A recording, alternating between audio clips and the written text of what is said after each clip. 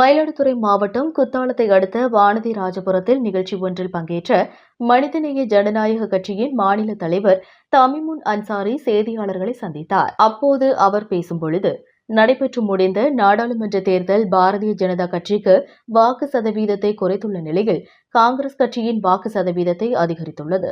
ராமரை வைத்து மத ரீதியாக இந்தியர்களை பிரித்தாளக்கூடாது, வெறுப்பு அரசியல் செய்யக்கூடாது என்பதை உணர்த்தும் விதமாக ராமர் கோவில் உள்ள பைசாபாத் தொகுதியில் பாரதிய ஜனதா கட்சி தோல்வியை சந்தித்துள்ளது. அரசியல் அமைப்பு சட்டத்தை மதித்து நடக்க வேண்டும் என்று பாரதிய ஜனதா கட்சிக்கும் மோடிக்கும் வேக தடையை ஏற்படுத்தும் விதமாக இந்திய மக்கள் தீர்ப்பு அளித்துள்ளனர் என்று கூறினார். மயிலாடுதுறையிலிருந்து ரிப்போர்ட்டர் தாரிகனி.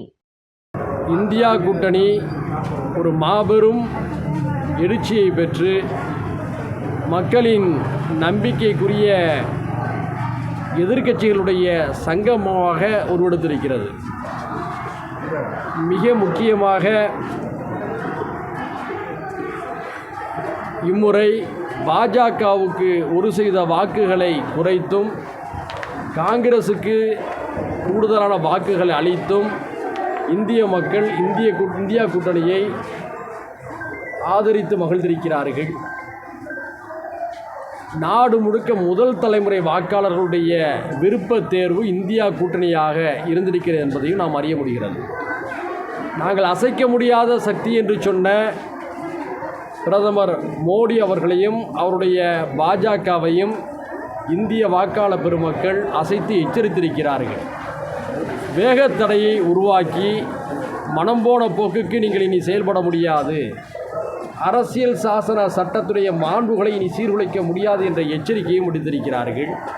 குறிப்பாக உத்தரப்பிரதேசத்தில் ஒரு எதிர்பாராத எழுச்சியை வெளிப்படுத்திய அந்த வாக்காளர்கள் குறிப்பாக அயோத்தியில் தக்க பாடத்தை பாஜகவுக்கு புகட்டியிருக்கிறார்கள்.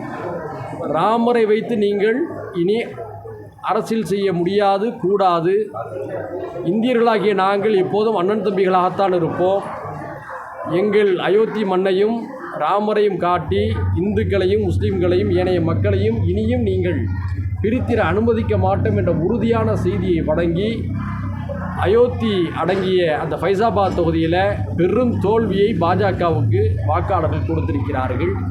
இனியாவது பாரதிய ஜனதா கட்சியும் அதனுடைய தலைவர்களும் அயோத்தி வாக்காளர்கள் கொடுத்த அந்த தீர்ப்பை புரிந்து கொண்டு மத கலவரங்களை ஏற்படுத்தும் வகையில் பேசுவது, வெறுப்பு அரசியலை பரப்புவது, மக்களுடைய இணக்கங்களை உடைக்க முயல்வது போன்ற தீமைகளிலிருந்து தங்களை விடுவித்துக் கொண்டு நாட்டுடைய ஒருமைப்பாடு வளர்ச்சியிலே கவனம் செலுத்த வேண்டும் என்று இந்த நேரத்தில் கேட்டுக்கொள்கின்றோம்.